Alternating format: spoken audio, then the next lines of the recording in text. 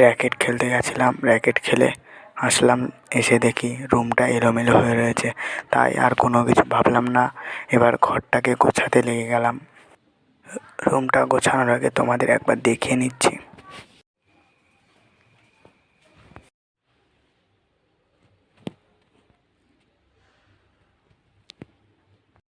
রুমটার অবস্থা দেখিয়ে দিলাম, চলো এবার রুমটাকে গোছানো যাক।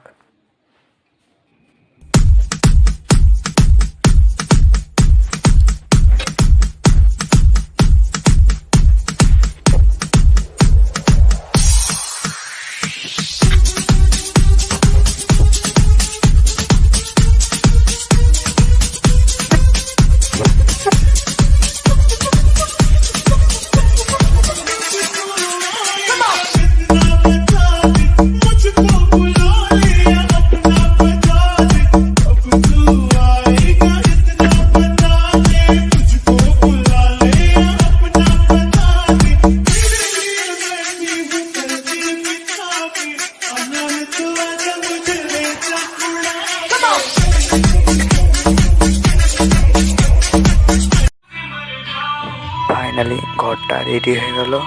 তো সাইডে গান বাজছে, দেখতেও পাচ্ছ এবং কানে শুনতেও পাচ্ছ। ঠান্ডা এত পড়েছে বাইরে যে আমার গলাটাও ভেঙে গেছে, ঠিক করে আওয়াজ বেরাচ্ছে। ভিডিওটা যদি ভালো লেগে থাকে তাহলে আমার চ্যানেলটিকে সাবস্ক্রাইব করে দিন।